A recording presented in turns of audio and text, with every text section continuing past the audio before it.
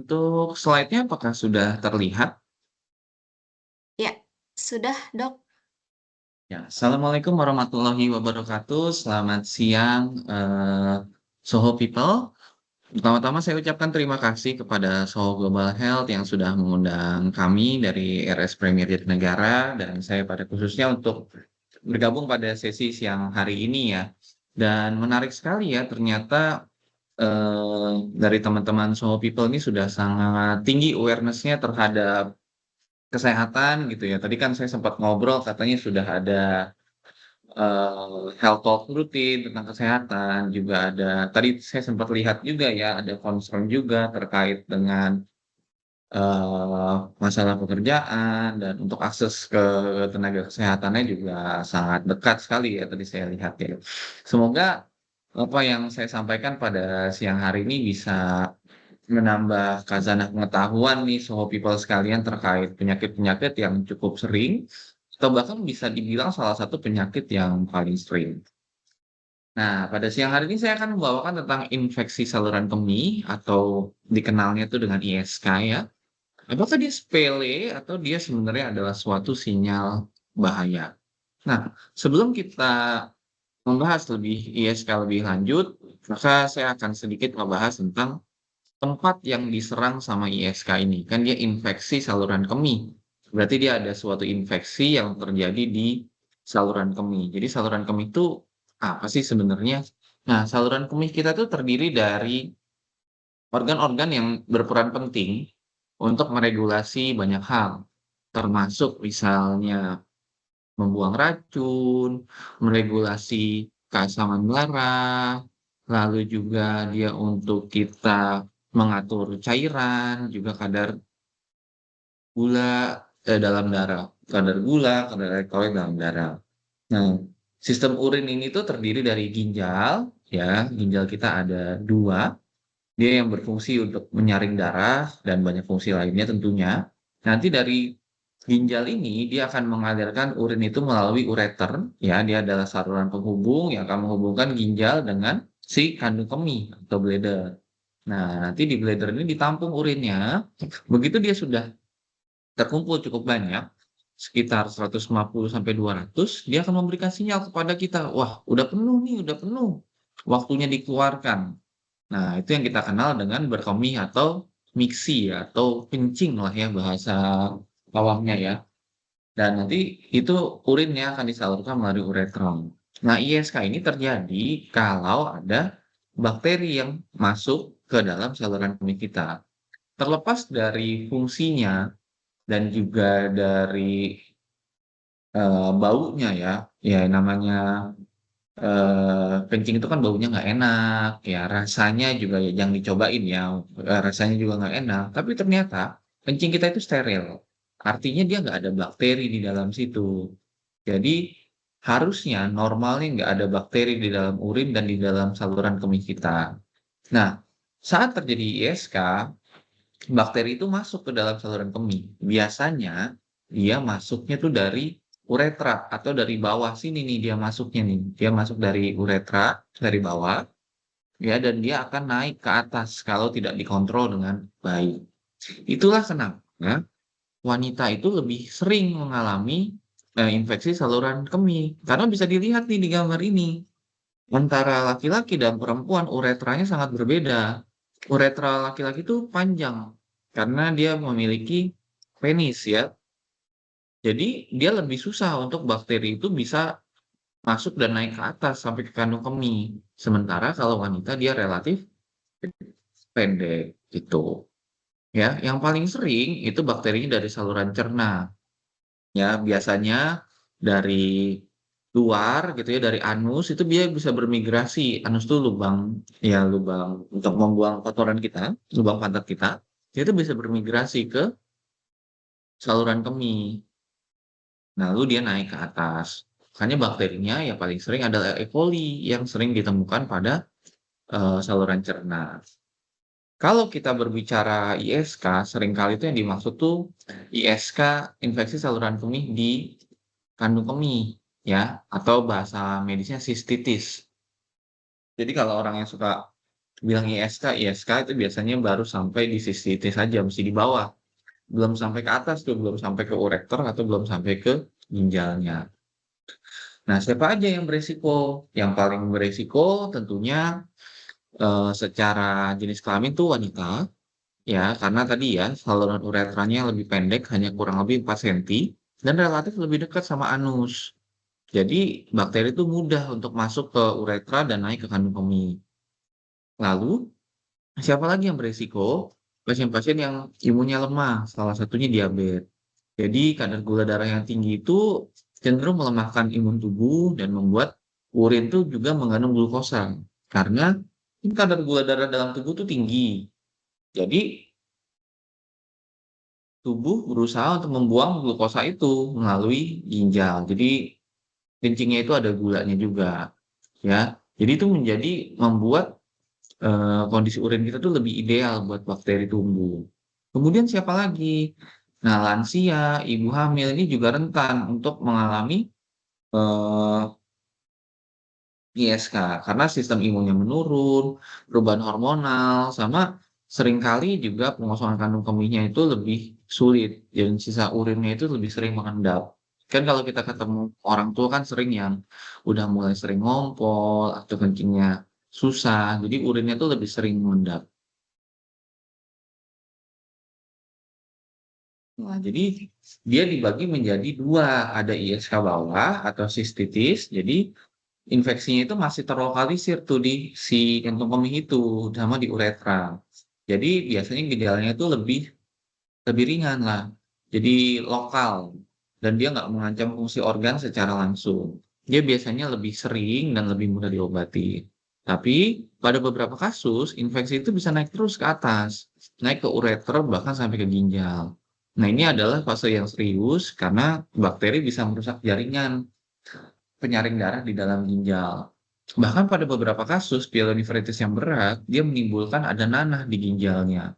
Kalau nanahnya sudah sangat tidak terkontrol, pada beberapa kasus dia harus diangkat ginjalnya. Jadi kan sangat disayangkan kalau hanya karena ISK sampai ginjalnya harus diangkat. Jadi ya ini termasuk kedaruratan medis dan perlu lebih serius ditangani. Nah, gejalanya apa sih? Apa sih yang dialami sama pasien kalau dia mengalami ISK? Biasanya pasien tuh akan mengalami kencingnya anyang-anyangan. Jadi dia rasanya pengen buang air kecil terus, tapi yang keluar tuh sedikit aja. Habis sedikit dia juga nggak lampias, biasanya kayak masih pengen keluar lagi gitu. Gejala lainnya bisa ada nyeri dan panas saat berkemih. Jadi kerasa waktu berkencing itu kayak terbakar. Jadi itu karena si air kencing kita itu melewati saluran uretra yang lagi meradang. Jadi kan karena infeksi dia meradang itu. Nah, gejala lainnya yang bisa ditemui itu ada perubahan karakteristik urin. Urinnya terlihat lebih keruh, punya bau menyengat, atau kadang bisa disertai dengan bercak-bercak darah. Tapi kalau udah sampai urinnya berdarah, ya maka kita harus segera ke gawat darurat ya untuk dievaluasi lebih lanjut. Lalu gejala apa lagi yang bisa dirasakan? Pasien juga bisa merasakan adanya ketegangan panggul. Jadi ada rasa tertekan atau tidak nyaman yang menjalar di area perut bagian bawah. Ya, tepat di atas tulang panggulnya itu. Jadi kalau dokter tuh kalau meriksa suka kan perutnya diraba, nah salah satunya buat nyari ada nggak ketegangan panggulnya itu. Nah, kapan kita mengatakan bahwa ISK ini berbahaya? Kapan ini dia bisa kita anggap sebagai ancaman kritis yang bisa menyebabkan kerusakan dan kerusakan saluran kemih, terutama ginjal ya. Nah, tentunya dia akan menjadi berbahaya kalau dia sudah menjadi ISK atas ya, itu yang disebut dengan pielonefritis tadi. Nah, ini kan terjadi kalau si bakteri itu bisa lolos dari kandung kemih menuju ginjal. Nanti gejalanya jadi lebih sistemik. Kalau tadi kan gejalanya lokal tuh, gejalanya kencingnya aja, panggulnya aja. Tapi kalau dia sudah jadi pielonefritis, pasien biasanya demam. Demamnya tinggi, menggigil. Jadi itu menunjukkan bahwa infeksinya infeksi yang sudah sistemik. Terus tidak hanya perut bawah saja yang sakit, panggul, pinggangnya juga sakit, ya. Terutama di pinggang-pinggang bawah, bisa di satu sisi atau di kedua sisi, tergantung infeksinya itu hanya melibatkan satu ginjal atau dua ginjal. Nah, terus pasien juga gejala-gejala umumnya itu jadi lebih sering muncul gitu, seperti mual, muntah, ya, atau kesakitan berulang gitu perutnya. Jadi ya karena disebabkan ada inflamasi nih dari si, parenkim ginjalnya itu atau dari sel-sel dari ginjalnya itu. Nah, apa sih yang kita khawatirkan sekali dari ISK? Yang pertama kalau terjadi urosepsis. Mungkin, so people ada yang pernah dengar sepsis ya. Jadi sepsis itu adalah saat terjadi infeksi sistemik. Jadi ada infeksi yang nanti dia masuk ke sistem tubuh secara umum melalui pembuluh darah dan menyebabkan peradangan di mana-mana. Dan kalau disebabkan oleh saluran infeksi saluran kemih, kita sebut dia urosepsis. Dan urosepsis itu fatal, dia sifatnya mematikan. Kalau tidak segera ditangani, pasien bisa berujung hingga kematian. Bisa menyebabkan tekanan darahnya drop, organ-organnya rusak, bahkan bisa kematian mendadak. Terus yang kita khawatirkan lagi dia bisa merusak ginjal. Ya, yang saya katakan tadi, pada kondisi tertentu, ya ginjal bahkan perlu diangkat kalau sudah pyelonefritisnya atau infeksi ginjalnya itu berat. Kemudian komplikasi lainnya yang kita khawatirkan adalah dia bisa menyebabkan infeksi berulang, ya. Jadi kalau dia infeksi berulang, ya, atau dia lebih dari 3 kali dalam setahun, tentunya kan akan mengganggu produktivitas dan seringkali penanganannya juga jadi lebih kompleks, gitu. Menariknya, ISK ini adalah infeksi yang paling sering. Jadi meskipun kita sering ketemu ya yang namanya demam berdarah, mungkin kita sering dengar demam berdarah, tipes gitu ya, tapi infeksi yang paling sering itu adalah ISK. Bahkan bisa dibilang 50% wanita itu pernah mengalami ISK. Cuman memang kadang kan seringkali dia lokal ya, hanya ISK bawah. Jadi tidak sampai tuh ke tenaga medis atau dia pada beberapa kasus bisa sembuh sendiri. Padahal angkanya sangat banyak. Tapi kenapa sih kita harus concern? Karena ya tadi, ISK ini ternyata pada beberapa kasus bisa berbahaya, gitu. Jadi kita harus kenal tanda bahayanya, sehingga kita bisa diobati secara tepat, ya. Bahkan selain angkanya sering, ya, dia juga cenderung berulang. Bahkan 1 dari 4 wanita yang mengalami ISK itu bisa kena ISK lagi dalam waktu 6 bulan setelah infeksi pertama itu disembuhkan. Nah, ini ada beberapa mitos yang cukup sering ya ada di masyarakat. Misalnya yang pertama nih, ISK ditularkan secara seksual. Nah, memang kalau aktivitas seksual itu meningkatkan risiko ISK, terutama pada wanita. Oleh karena itu, setelah berhubungan seksual, wanita itu sebaiknya segera berkemih untuk membantu mengeluarkan bakteri dari saluran kemihnya. Tapi dia tidak ditularkan hanya melalui seksual saja, jadi banyak faktor-faktor lain, ya. Misalnya seperti sembelit, kencing yang nggak lancar, gula, atau dari kebersihan handuk, ya, itu juga meningkatkan resiko ISK. Terus ada juga yang bilang, "Ini cukup nih dengan minum jus-jus buah-buah tertentu, misalnya jus cranberry." Memang jus cranberry itu di beberapa penelitiannya mengatakan dia bantu mencegah ISK. Tapi kalau sudah terjadi infeksi, ya, jus saja mah nggak cukup gitu ya, jus aja, minum air aja itu nggak cukup. Apalagi kalau ISK-nya sudah ISK atas. Nah, ini kan juga makanya cukup sering nih kalau masyarakat, kalau ISK tuh cukup minum air putih aja yang banyak, nggak perlu obat gitu. Memang dengan konsumsi air putih yang banyak, dia akan membantu melarutkan urin dan membantu membilas sebagian bakteri. Pada beberapa kasus yang ringan bisa sembuh dengan minum air saja.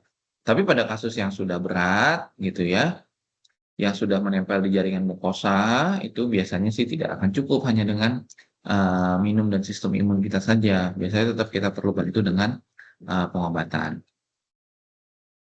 Nah, jadi bagaimana nih kita bisa mendiagnosis dan mencegah dari ISK ini? Jadi kan kita udah tahu tuh tadi gejala-gejala ISK bawah, gejala ISK atas, tapi buat kita benar-benar yakin ini ISK atau bukan, gimana caranya?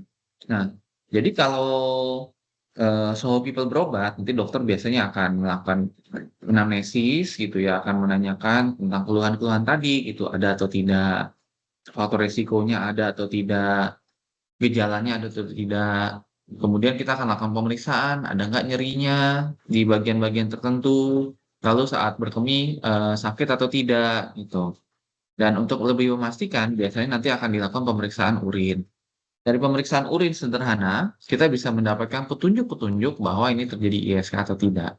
Tapi kalau ingin tahu pasti ISK ini disebabkan oleh bakteri apa, lalu dia masih bisa diobati dengan antibiotik apa, maka kita perlu melakukan yang namanya kultur urin. Jadi urinnya itu nanti ditumbuhkan dan nanti dilihat di bawah mikroskop bakteri apa sebenarnya yang menyebabkan eh, infeksi tersebut. Dan memang ini masih berkembang terus karena kan kendala kita kalau kultur urin itu kan dia biasanya lama ya tumbuhnya. Dia butuh 3 sampai 5 hari baru bakterinya tumbuh. Jadi penelitian masih terus dikembangkan untuk kita mendapatkan alat yang lebih akurat. Sekarang nih penelitiannya dalam 3 jam aja katanya kita udah bisa tahu nih bakteri apa yang menyebabkan ISK. Lalu pengobatannya bagaimana? Pengobatannya tentunya adalah kita karena ini disebabkan oleh bakteri, maka yang utama adalah dengan antibiotik. Ya, jenis dan dosisnya nanti akan dikonsultasikan dengan dokter karena ya memang berbeda-beda tergantung profil pasiennya, tergantung usianya, tergantung komorbid penyakitnya, riwayat antibiotik sebelumnya. Jadi cukup banyak pertimbangan untuk menggunakan antibiotik. Dan tentunya pengobatan antibiotik ini harus sesuai karena kalau di stop mandiri ada resiko infeksinya tidak benar-benar bersih sehingga nanti dia bisa muncul bakteri yang resisten terhadap antibiotik sehingga pengobatan itu menjadi lebih susah. Sebagai informasi setidaknya sudah 30 tahun belum ada antibiotik baru nih untuk yang khusus untuk mengobati ISK. Meskipun sih sekarang lagi diteliti terus antibiotik-antibiotik yang bisa, membantu pengobatan ISK ini. Mungkin kalau soal people, nggak kebayang ya, kok infeksinya kelihatannya seram sekali. Ya memang kalau, soal people yang masih relatif muda, masih aktif, masih kerja gitu ya, imun yang masih relatif kuat, nggak ada komorbid, biasanya memang ya tadi, ISK-nya tuh seringnya ISK bawah. Tapi kalau sudah ada usia lanjut, diabetes, atau karena penyakit tertentu harus butuh kateter, selang kencing, nah itu biasanya infeksinya akan menjadi berat. Lalu pencegahannya bagaimana? Tentunya salah satu yang cukup krusial adalah kita apa namanya untuk konsumsi eh, cairan, konsumsi air ya, setidaknya 1,5 liter lah sehari sehingga ginjal kita tuh tidak kekurangan cairan dan produksi urin kita cukup adekuat gitu sehingga nanti bakterinya tidak mengendap dan kalau ada bakteri yang mulai menempel dia bisa dikeluarkan dari urin. Nah, ini juga nih yang nomor 2 ini yang sering terjadi yang membuat wanita itu makin cukup sering terkena ISK, yaitu adalah menahan berkemih, ya. Kalau kencing ditahan lama gitu ya, nggak langsung dibuang gitu ya, itu akan membuat urin itu tertampung lama di kantong kemih. Dan ini beresiko untuk meningkatkan resiko infeksi karena bakteri jadi bisa tumbuh di dalam si urin kita itu tadi, sehingga lebih besar resiko untuk kena dari ininya, kena dari ISK-nya itu. Kemudian juga kebersihan dalam, eee, toilet itu harus benar. Jadi kalau mau membasuh, organ intim ya, terutama pada wanita, itu dari arah depan ke belakang, ya. Jadi supaya enggak pindah itu kuman dari, anus ke dalam kemaluan kita gitu, ke dalam saluran kemih kita. Dan tentu beberapa lagi hal yang bisa kita perhatikan, itu juga, tadi ya, setelah berhubungan seksual jangan lupa untuk berkemih, ya. Kemudian kita sebaiknya tidak menahan berkemih atau lebih baik memang kencing yang cukup sering, karena itu akan membantu untuk mencegah terjadinya ISK, ya. Kemudian juga pilih pakaian dalam yang tepat, jangan pakai yang terlalu ketat atau pakai bahan-bahan yang mudah berkeringat. Karena kalau daerah-daerah, kemaluan kita itu basah, ya itu merupakan lingkungan yang sangat baik untuk bakteri untuk tumbuh, ya. Jadi, kurang lebih itu yang bisa saya sampaikan. Mungkin lebih kurangnya nanti kita bisa diskusi saja, jadi Soho People bisa langsung, tanyakan saja secara langsung. Terima kasih. Baik, terima kasih Dokter Rendra atas pemaparan materinya yang informatif dan juga mudah dipahami. Namun Dok, sebelum kita masuk ke sesi tanya jawab, kita akan saksikan terlebih dahulu company profile dari Rumah Sakit Premier Jatinegara. Paralel Bapak Ibu, silakan tuliskan pertanyaannya di kolom chat seputar materi ISK ini. Nanti akan dibahas bersama dengan Dr. Rendra. Atau Bapak Ibu juga dapat raise hand pada sesi Q&A setelah ini. Saya izin share company profile-nya.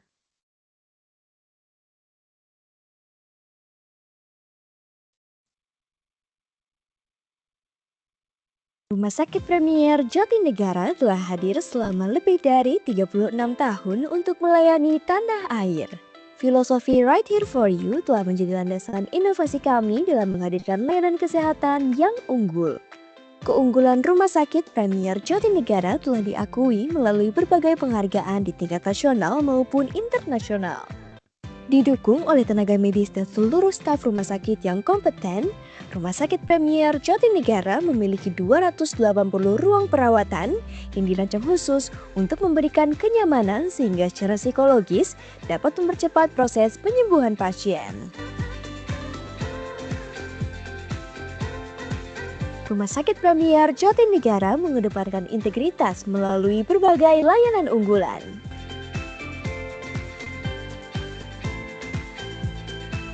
Stroke Unit, sebuah pusat layanan komprehensif yang mengedepankan kolaborasi erat antara tim ahli neurologi dan perawat stroke terampil. Digestive Center, pusat layanan yang mengkhususkan diri dalam diagnosis dan pengobatan seluruh spektrum penyakit di wilayah kolorektal.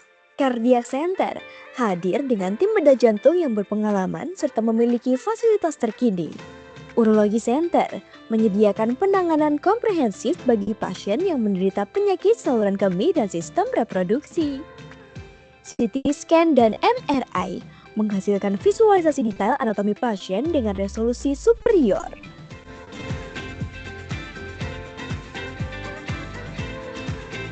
Hearing and Ear Surgery Center mengkhususkan diri dalam diagnosis dan pengobatan kondisi terkait telinga, hidung, dan tenggorokan. Eccentric menawarkan perawatan mata khusus termasuk koreksi penglihatan dan pengobatan kondisi mata.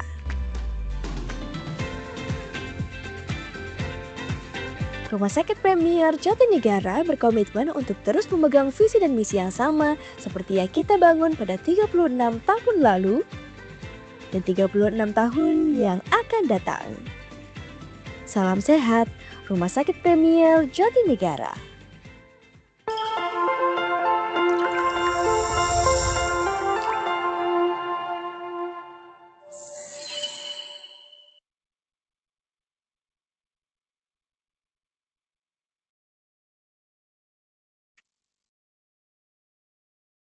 Oke, baik dokter. Kita lanjut ke sesi Q&A ya. Ini ada beberapa pertanyaan yang sudah masuk di kolom chat. Oke, Dokter Rendra. Oke, baik dok. Nah, sebelum kita membacakan pertanyaan dari Soho People dok, nah ini tadi kan dokter ada bahas tentang cara membasuh ketika kita selesai membuang air kecil ya dok ya. Nah, berarti kan ada faktor kebersihan ya dok. Kalau misalnya ini dok, kita lagi menggunakan toilet umum dok, kita kan nggak tahu nih tingkat kebersihannya seperti apa. Nah, banyak mungkin orang itu khawatir tertular ISK setelah menggunakan toilet umum. Apakah anggapan tersebut benar dok secara medis? Seberapa besar hubungan antara penggunaan toilet umum dengan risiko terjadinya ISK dokter? Oke, jadi toilet umum ini memang ini ya, menarik untuk dibahas karena dia ada plus minusnya. Tentunya kan plusnya kita menggunakan toilet umum ya kita jadi bisa dengan mudah untuk berkemih ya, jadi kita nggak perlu menahan kencing terlalu lama. Tapi kalau toilet umumnya nggak bersih, ya terutama ini sangat terdampak pada wanita ya, karena kan penggunaan klosetnya itu sendiri gitu ya. Jadi memang harus dipastikan lagi kebersihannya. Jadi ya bisa tetap kloset duduknya dibersihkan dulu sebelum dipakai, lalu dikeringkan dan sehingga untuk meminimalisir resiko. Tapi jangan sampai juga karena sangat khawatir dengan toilet umum, ini yang malah sering kejadian tuh karena sangat khawatir dengan toilet umum, akhirnya jadi kencingnya ditahan terus gitu. Akhirnya ya ini juga ya akhirnya meningkatkan resiko ISK. Jadi memang ada ini ya dok ya, bisa juga menyebabkan ini ya dok ya. Jadi kita harus bilas dulu dengan tisu basah kali ya dok untuk menjaga kebersihan sebelum kita gunakan toilet umum ya dok ya. Betul. Jadi dibersihkan dulu itu bisa membantu mengurangi risiko ISK. Baik, nah dok di masyarakat saat ini tuh udah cukup banyak nih dok yang mungkin ketika mengalami gejala ISK yang mungkin yang paling sering anyang-anyangan ya dok ya. Nah itu langsung beli obat sendiri, antibiotik atau obat herbal. Nah menurut dokter apa aja risiko dari penggunaan antibiotik dan atau obat herbal tanpa pemeriksaan ke dokter terlebih dahulu? Oke. Jadi gini sama people, memang gejala-gejala itu sangat menguatkan bukti bahwa dia adalah suatu ISK. Hanya saja penggunaan antibiotik tanpa pengawasan dokter itu cukup berbahaya. Yang pertama, pemilihan antibiotiknya. Setidaknya ada 20 jenis antibiotik yang bisa digunakan untuk ISK. Yang kedua, masalah dosisnya. Antibiotik itu kan dengan jenis yang berbeda, dia memiliki dosis yang berbeda. Dan bahkan setiap infeksi itu juga butuh durasi pemberiannya juga berbeda-beda. Yang ketiga, tentunya dengan di bawah pengawasan dokter kan bisa lebih dipantau gitu kalau ada komorbid lain atau kita perlu lebih serius dalam menanganinya. Mungkin kalau perlu diperiksa urinnya terlebih dahulu atau dikultur dulu gitu kalau gejalanya berat. Jadi tentunya penggunaan antibiotik secara sendiri itu harus dihindari. Dan resiko lainnya yang berbahaya adalah kalau misalnya nih nanti Soho People atau rekan-rekan Soho People menggunakan antibiotik sendiri, lalu antibiotiknya underdose gitu, dosisnya kurang atau durasinya kurang, malah dia meningkatkan resiko tumbuhnya si superbug itu. Jadi tumbuh kuman-kuman yang resisten dengan antibiotik. Jadi sampai saat ini sih secara internasional belum ada satu negara pun yang mengizinkan penggunaan antibiotik secara mandiri di luar pengawasan dokter sebenarnya. Cuman ya kalau di Indonesia ya kan ada aja ya kita bisa beli gitu ya.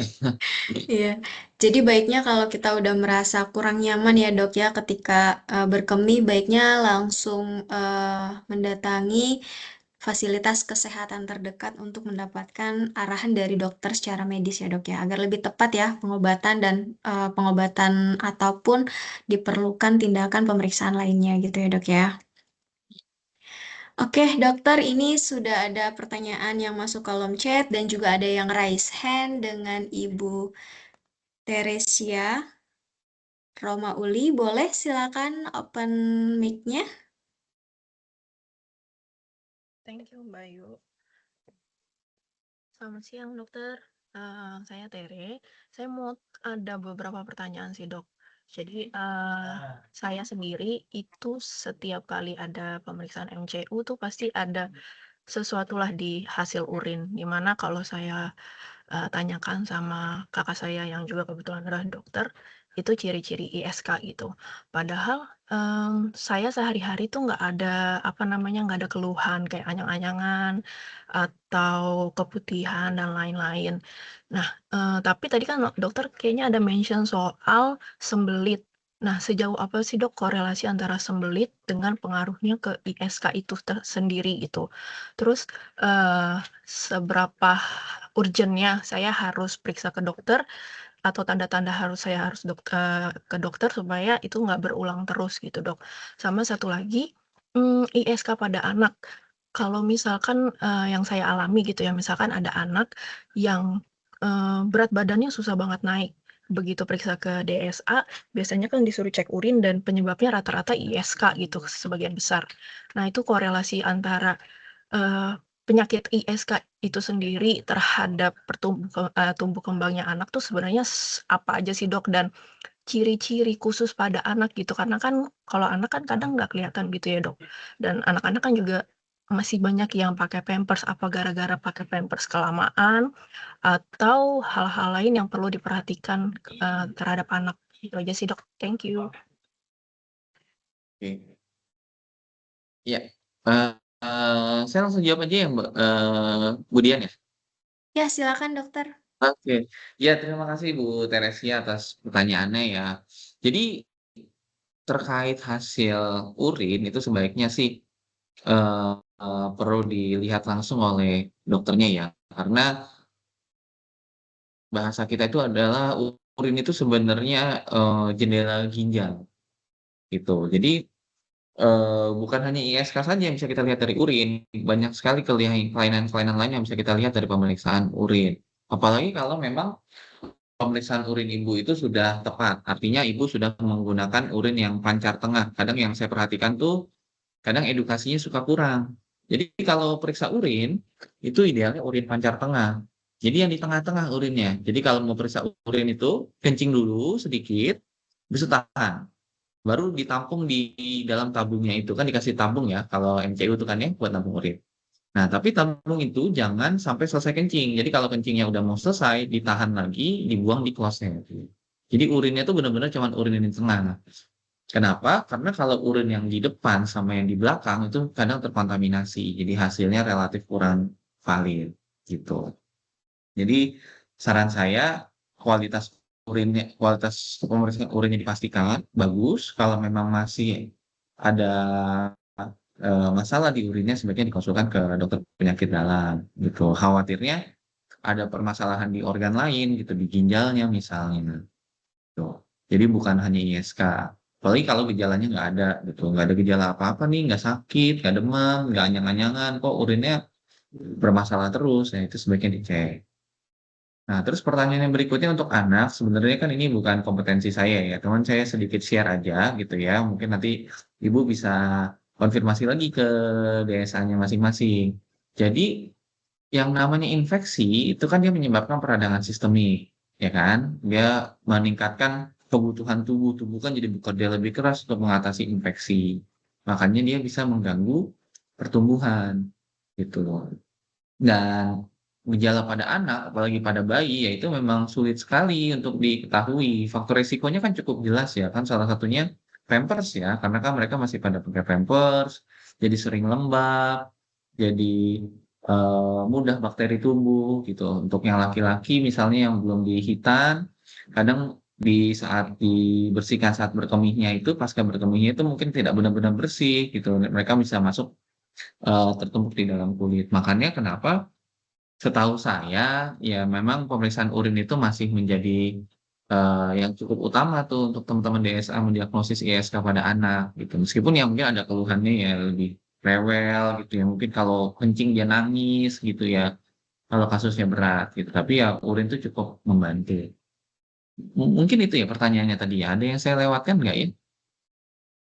Kalau yang terkait korelasi dengan sembelit, Dok? Oh, setengah sembelit ya. Iya, Iya. jadi sembelit itu kan dia meningkatkan tekanan di intraabdomen. Jadi kadang eh, kapasitas kandung kemihnya itu jadi makin berkurang gitu. Jadi juga dia bisa meningkatkan resiko urin tuh tertampung gitu, tertahan di kandung kemih. Jadi harusnya dia udah keluar semua kencingnya dari kandung kemih, dia jadi nggak keluar semua gitu. Jadi pengosongannya jadi nggak sempurna. Makanya dia meningkatkan resiko. Tapi ya biasanya sih dia kan faktor resiko aja, gejalanya nanti ada kalau emang ternyata dari sembel itu jadi ISK gitu. Oke, cukup, Dok. Thank you. Oke. Terima kasih Ibu Tere atas pertanyaannya. Kita lanjut ke pertanyaan di kolom chat, Dok. Yang pertama dari Ibu Rumiris. Siang, Dok, mengenai penjelasan dokter bahwa urin itu steril. Apakah ini yang melatar belakangi ada orang yang percaya dengan terapi auto urin, yaitu meminum urin sendiri? Lalu dari pandangan medis, apakah terapi auto urin itu dapat diterima sebagai salah satu jenis terapi, Dok? Silakan, dokter. Oke. Kadang kita kalau latar belakang orang tuh kita nggak tahu ya. Mungkin mereka tahu itu steril apa enggak kan saya juga nggak tahu ya. Jadi saya nggak tahu pasti itu apakah itu yang melatar belakangi. Nah, tapi take home message-nya adalah tidak semua yang steril itu kan baik untuk badan, gitu kan? Kan kita bisa mensterilisasi apapun gitu. Misalnya kita mau mensterilisasi, apalagi dengan alat pensteril tuh kita bisa mensterilisasi apapun. Jadi seperti eh yang ya gitulah ya, maksudnya banyak yang steril di dalam tubuh kita gitu, seperti cairan lambung itu steril gitu kan. Terus, cairan kemaluan wanita itu yang cukup dalam itu juga steril, tapi apakah itu baik atau tidak buat tubuh itu kan pertanyaan berbeda. Tapi kalau saya sih melihatnya begini, urin, feses itu kan sebenarnya mekanisme tubuh untuk membuang racun. Jadi dia sisa-sisa dari metabolisme kita. Jadi kalau tubuh sudah dibuang ya jangan dimasukkan lagi, gitu sederhananya sih. Jadi saya sih kurang menyarankan ya.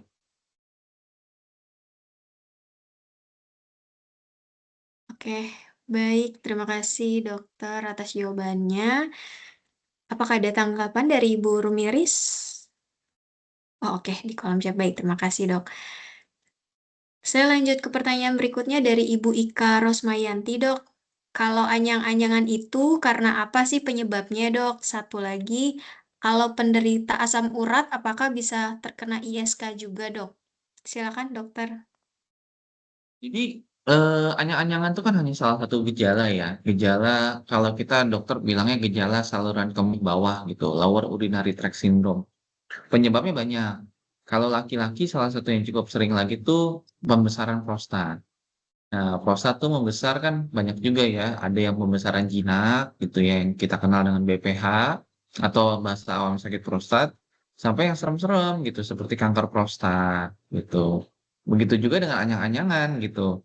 Bisa juga pada wanita karena ada sumbatan di saluran kemihnya. Dan yang salah satu yang paling sering bikin sumbatan kan tumor misalnya. Tumor dari mana kalau dari wanita? Bisa dari misalnya dari eh, uterusnya, dari rahimnya itu juga bisa. Tuh. Jadi diagnosis bandingnya cukup banyak. Jadi memang sebaiknya kalau gejalanya persisten, ya sebaiknya sih konsultasi ke dokter biar dievaluasi lebih lanjut.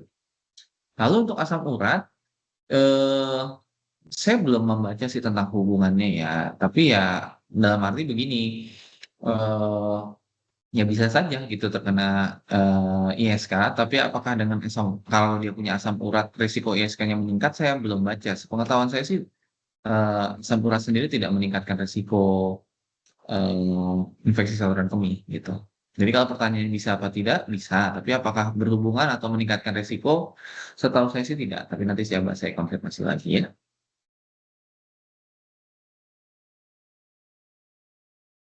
Ya, baik. Terima kasih dokter atas jawabannya. Kita lanjut ke pertanyaan berikutnya dengan Ibu Sofi. Siang, Dok. Apakah ada hubungan keputihan dengan ISK, Dok? Jadi kalau keputihan iya dia ada hubungannya ya. Apalagi kalau ISK itu nanti keputihan itu buat celana dalamnya jadi gampang lembab, gampang basah, terus juga jadinya bakteri gampang berkembang di situ. Jadi saluran kemihnya lebih gampang terkena juga infeksi. Atau satu lagi yang cukup spesifik itu kalau misalnya keputihannya itu karena bakteri, misalnya pada jamur, sorry, karena jamur kan ISK biasanya pada akibat bakteri ya.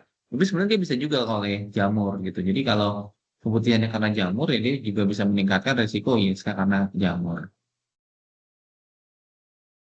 Oke, jadi ada kemungkinan ya dok ya karena cairan keputihan itu membuat jadi lembab sehingga bisa menimbulkan adanya bakteri yang masuk ya dok ya.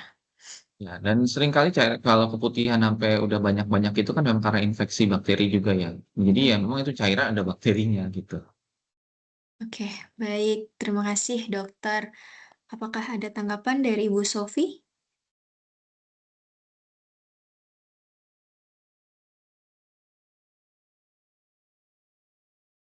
Oke, kita lanjut ke pertanyaan berikutnya dari Ibu Ines terkait dengan ISK pada bayi atau anak. Kapan ISK perlu dievaluasi lebih lanjut? Dan apa Kah jika terjadi ISK perlu dilakukan tindakan sirkumsisi terapeutik atau sunat ya dok ya? Silakan dokter. Oke, lagi-lagi ini ya saya sharing pengetahuan umum aja ya. Jadi kalau yang ini, sebaiknya tetap dikonfirmasi ke DSA ya. Tapi, memang setahu saya sih sekarang kita tuh udah lebih agresif dengan sirkumsisi. Bahkan di guideline internasional tuh setahu saya, sirkumsisi sebaiknya sedini mungkin karena, benefit kesehatannya banyak. Ini kita bicara anak laki-laki ya, gitu. Dan lebih mudah juga, lebih bukan lebih mudah mungkin ya, maksudnya pemulihannya lebih cepat dan less traumatik juga gitu kepada bayi, gitu. Dan memang kalau misalnya belum disirkum, lalu ISK ya maka biasanya sih akan disarankan buat sirkumsisi gitu, untuk menghindari resiko ISK berulang. Artinya kan, ya itu jadi salah satu faktor resiko yang utama gitu, dengan belum disirkum, gitu. Jadi ya, kalau pada anak sih kita harus lebih agresif ya setahu saya ya gitu ya, kalau apalagi kalau udah ketemu ISK, ya kita cegah ISK-nya berulang gitu, nanti takut tumbuh kembangnya terhambat, jadi lebih sensitif lah. Ya, saya juga pernah ada saudara saya ya dok ya, jadi dia tidak bisa buang air kecil, usianya mungkin sekitar 10 tahun, sehingga dilakukan tindakan sunat tadi dok. Jadi memang Oke. kalau ya banyak lah sebenarnya penyakit-penyakitnya ya, jadi normalnya dia kan meningkatkan resiko ISK, kalau nggak normalnya dia bisa membuat nggak bisa keluar, kepala penis atau urinnya, atau dia bisa ditarik lalu nyangkut. Jadi ya banyak lah sebenarnya kelainan-kelainan di situ terkait, di sana banyak. Oke, kita lanjut ke pertanyaan berikutnya dari Ibu Putri Septiani. Siang dok, aku ingin bertanya kebetulan aku lagi mengalami gejala ISK, jadi buang air kecil lebih sering dan sempat 2 minggu lalu sampai mengalami sakit di bawah panggul sampai susah bangun. Namun sudah berobat ke dokter dan hanya diberi antibiotik. Untuk saat ini sudah tidak merasakan nyeri, namun frekuensi buang air kecil masih sering. Jadi apa yang harus saya lakukan sebagai pertolongan pertama kalau suatu saat terasa nyeri lagi? Apakah cukup dengan minum obat atau harus balik ke dokter lagi? Oke, sebenarnya kan, saya tidak benar-benar bisa memberikan advice yang objektif ya, karena kan saya nggak memeriksa ya. Kadang pasca ISK itu memang, kencing itu masih sering pada beberapa kasus, gitu. Selama kencingnya nggak sakit, pinggangnya nggak sakit gitu ya, nggak demam, atau misalnya kencingnya juga nggak, lampias lah, maksudnya nggak anyang-anyangan gitu ya, harapan kita sih itu ISK-nya sudah selesai, gitu. Tapi ya kalau misalnya dirasa memang nggak normal ya sebaiknya kembali ke dokter buat diperiksa lagi gitu, mungkin nanti urinnya akan dicek atau kita akan evaluasi yang lainnya, gitu mungkin ya. Oke, baik. Apakah ada tanggapan dari Bu Putri?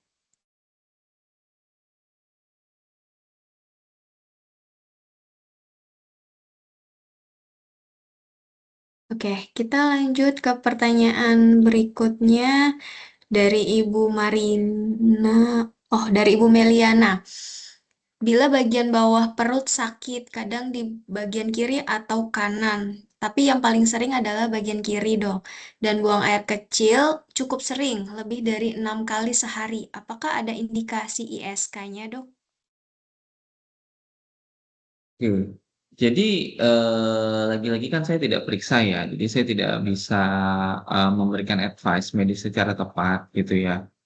Tapi kalau nyeri di kiri dan di kanan gitu ya dan, kencingnya sendiri tidak ada gejala gitu, artinya kan Ibu merasa kencingnya sering gitu, kencing sering itu kan banyak sebenarnya kemungkinannya, ISK tuh salah satunya. Tapi biasanya yang cukup khas itu, ISK kencingnya nggak cuman sering, tapi kan sakit, nggak lampias, anyang-anyangan ya, dan biasanya nyerinya juga di daerah-daerah, kandung kemih gitu, jadi di perut tengah, perut bawah tengah sebenarnya gitu ya. di bawah pusar lah gitu. Jadi kalau kiri kanan ya sebaiknya sih saran saya untuk ke dokter untuk diperiksa lebih lanjut. ISK pun kan juga sebaiknya ke dokter ya.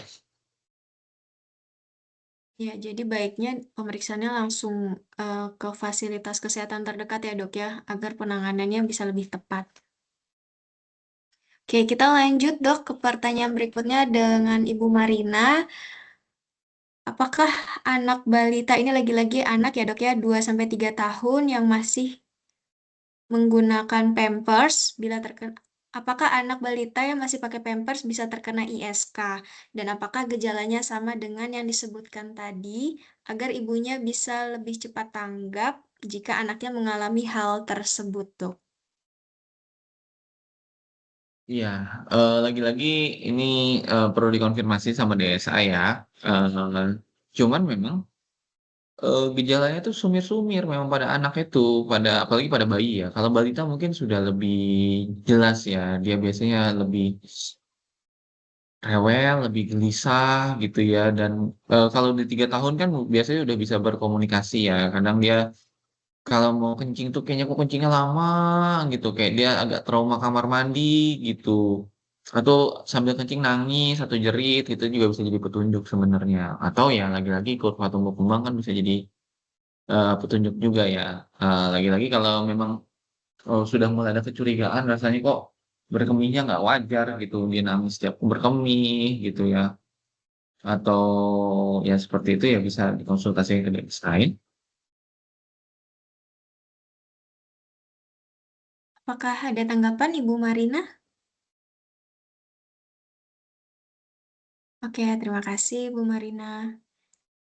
Kita lanjut pertanyaan berikutnya dari Ibu Dea Arta. Bagaimana cara membedakan anyang-anyangan normal akibat tekanan janin dengan gejala awal ISK pada ibu hamil, Dok?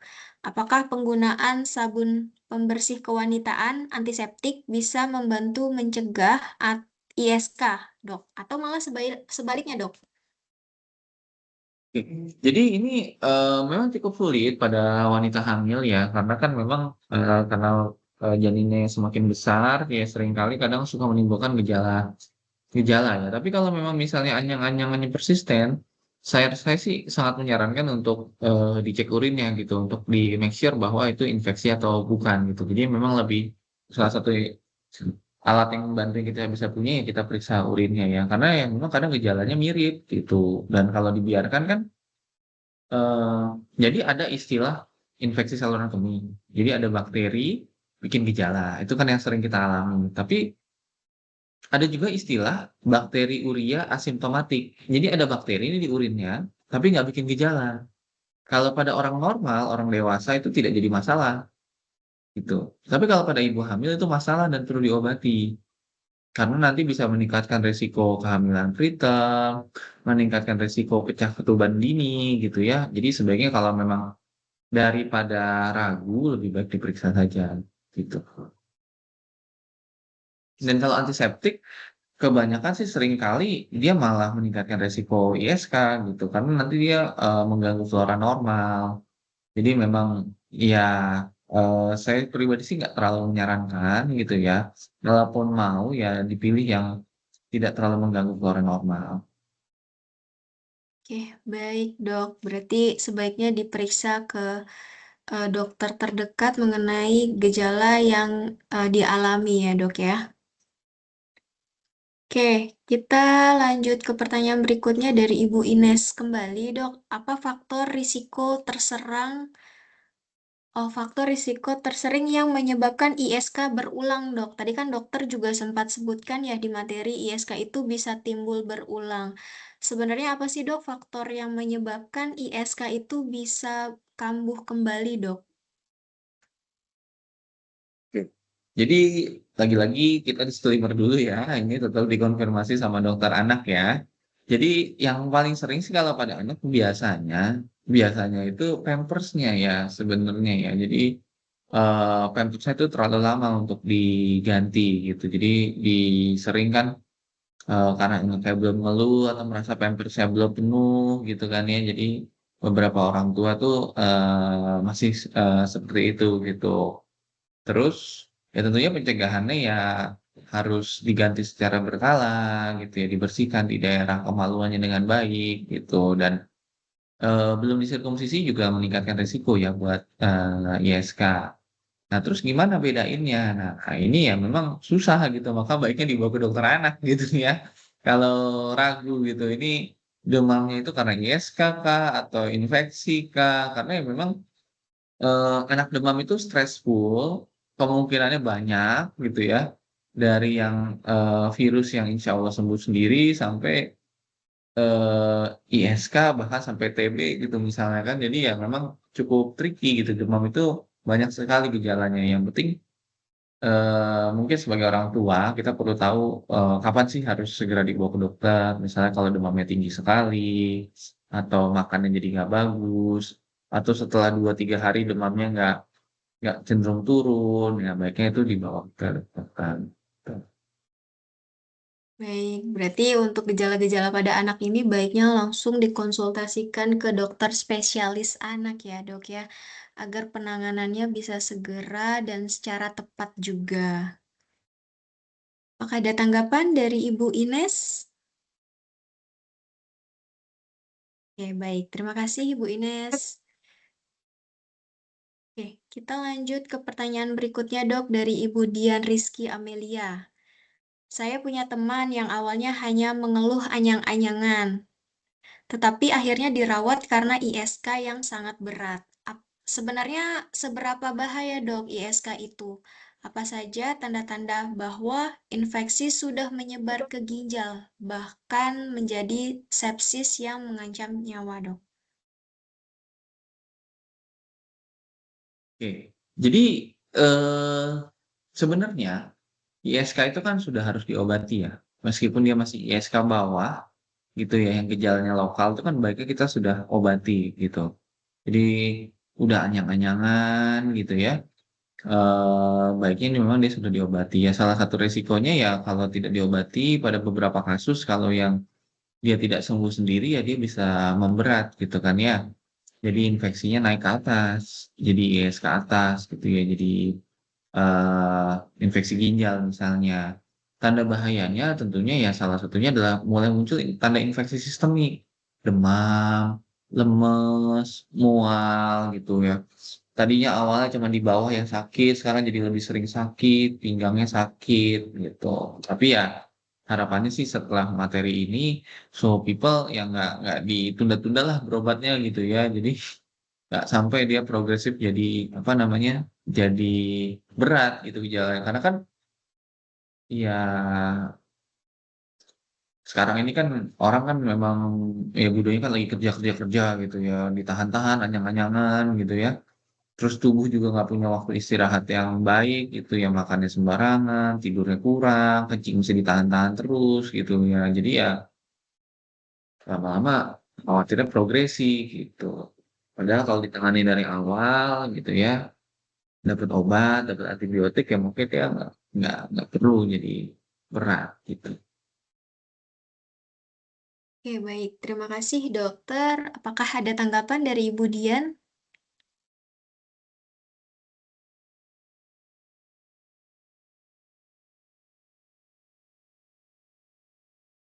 Oke, terima kasih Bu Dian atas konfirmasinya. Kita lanjut pertanyaan berikutnya dari Ibu Teresia Imahwanti. Dok, bagi orang awam seringkali sulit membedakan ISK bawah, atas, dan infeksi pada organ reproduksi karena sama-sama menimbulkan rasa tidak nyaman di area kemih atau genital. Sebenarnya apa perbedaan gejala yang paling khas antara ISK bawah, ISK atas, dan infeksi pada saluran reproduksi? Dan kapan menjadi tanda bahaya sehingga harus segera diperiksa ke dokter? Silakan dokter.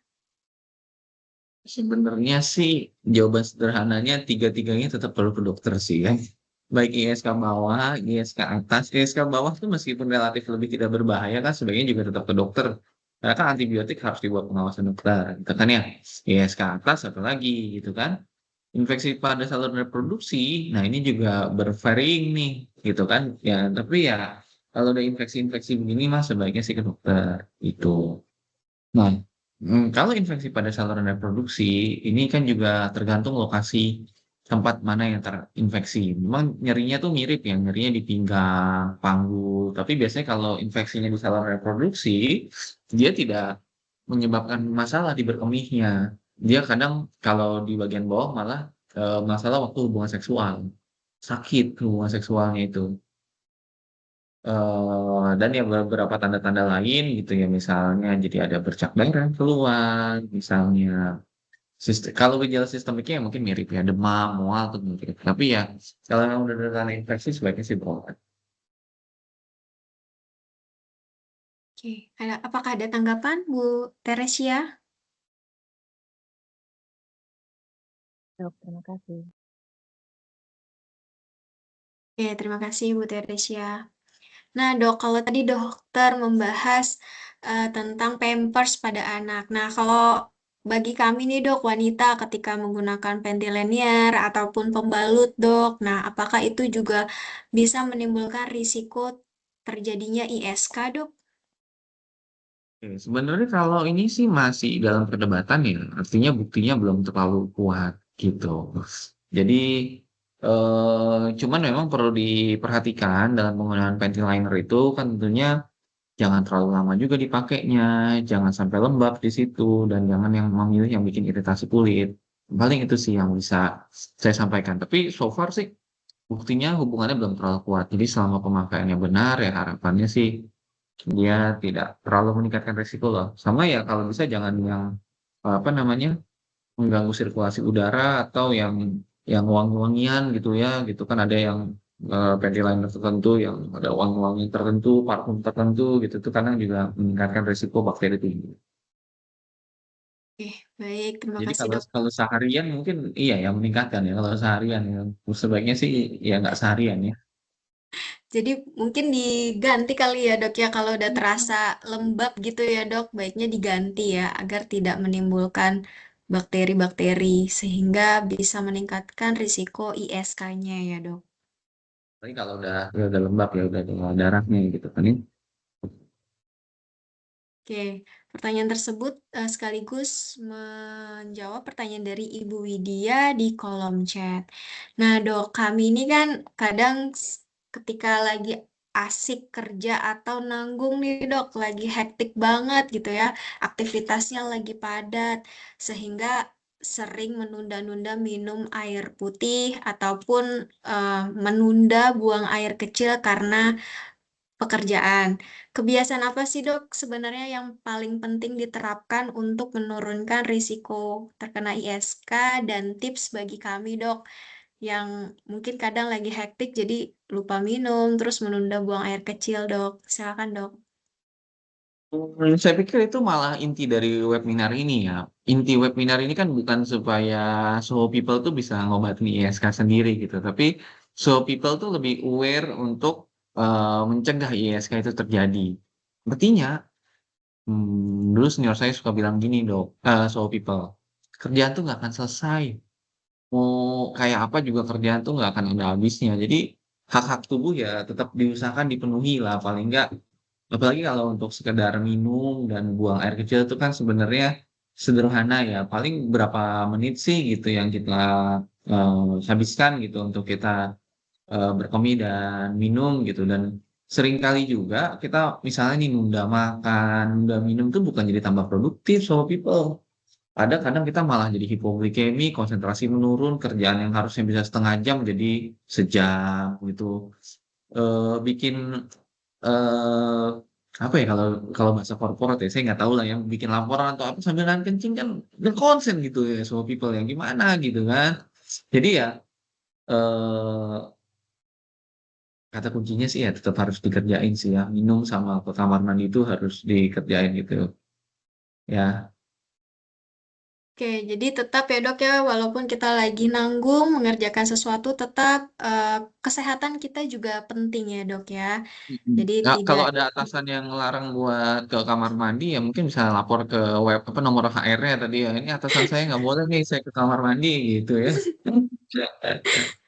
Jadi kalau sudah terasa ingin buang air kecil, maka kita harus menunaikannya agar tidak mengganggu kesehatan kita dan juga cukupkan minum air putih. Seperti itu ya, Dok, ya. sih, mungkin bisa lapor juga ke nomor itu, gitu ya. Jadi nggak lagi segan-segan buat pakai toilet di kantor gitu kan. Baik, terima kasih Dokter Rendra. Kita tidak terasa, Soho People telah sampai di penghujung acara Health Talk hari ini. Saya ingin mengucapkan terima kasih kepada Dokter Rendra atas knowledge yang disampaikan kepada kami yang sangat bermanfaat. Oh, oke, ada yang raise hand, Ibu Dian Ekawati. Ibu Dian Ekawati, apakah ingin bertanya? Nggak jadi, Mbak. Udah. Makasih. Oke, terima kasih, Bu Dian.